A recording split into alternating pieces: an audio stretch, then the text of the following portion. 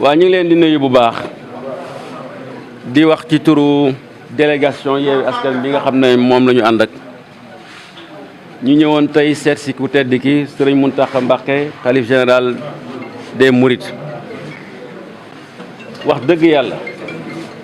yàlla rek moo tax ñuy wax mbégte mu rëy boo xam ne xamuñ fan la toll lañ fi jógee tey lu tax mu wax loolu mooy dañ fee ñëw ngir waxtaan dañoo ñëw ngir am loo xam ne moom la ñu bëgg a waxtaan ak moom jëm ci nekkin bi nga xam ne mooy suñu mbokk Ousmane Sonko ak ñu nekk ci kaso bi yëpp waane biñ ñëwee di waxtaan ak sëriñ bi li tax kilifa neex mu xamal ñu ne ñun lii nga xam ne moom la ñuy dox si moom jiitu nañu ci ba pare firndeel ñu ni nga xam ne moom la ñu ci jiitoo kon mooy wane ne moom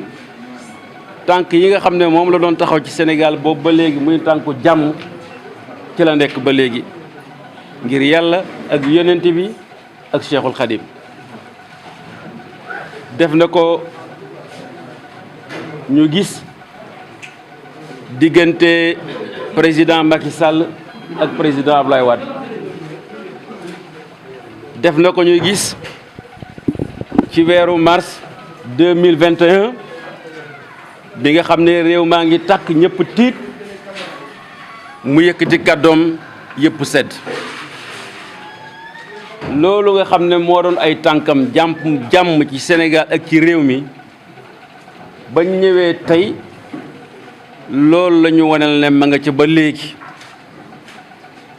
kon amal nañ ko cant amal nañ ko ngërëm dalal na suñu xol dalal na suñu xel dalal na suñu fit waane wax ji yemewu ko foofu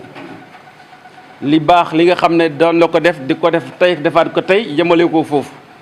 lu tax ma wax loolu ndaxte li nga xam ne daf ñoo taxoon a jóg tam jiitu ñu ci daf cee dugalaat loxoom ba mu gën a sori mooy daf ñoo jox yóbbante bu rëy boo xam ne ay wax la mais tim loo xam ne lii jëf la yónni ñu ci ki nga xam ne mooy président Ousmane Sonko ne buñ demee nañ ko wax ne wax ji sa baay sa sëriñ sa mbokk gi nga xam ne waxal na këru diine l'islam yépp ci Sénégal moo la koy yóbbante muy wax ju tedd muy wax ju sell muy wax ju barkel ba pare nag ne la lii moom moo ko teg sa loxo vraiment ba ñuy ñëw yaakaaruñu woon sax ne dañ fa am lu toll noonu mais mbaaxu sëriñ bi moo tax loolu ma leen wax lépp muy lu rëy mu def ko tey ci réew mi defal ko ngir jàmm am moo tax ñu ne am nañ mbégte mu rëy. ba pare nag ñuy wax nag ne ñi nga xam ne ñoo yore kaaraange Ousmane Sonko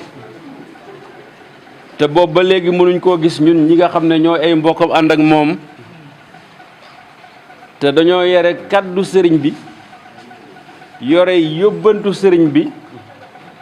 nañ ñu ubbil bunt yi ngir ñu dem gis suñu mbokk suñu xarit Ousmane Sonko parce que buñ demee dañ naan ko lii sëriñ bi moo ko wax te sëriñ bi moo ko teg sa loxo loolu daal muy message boo xam ne bëggoon nañ ko def kilifa yi nga xam ne ñoo ngànk kaaraange réew mi tiim Ousmane Sonko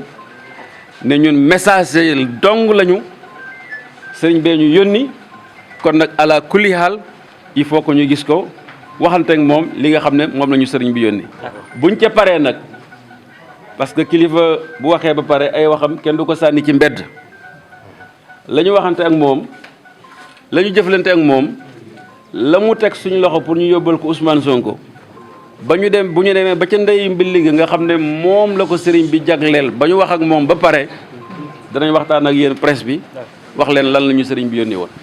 liñ ci bëggoon a teg rek te ñu sas ñu ko muy sas boo xam ne dafa ñor conférence des leaders moo di que ñu gërëmal ko sëriñ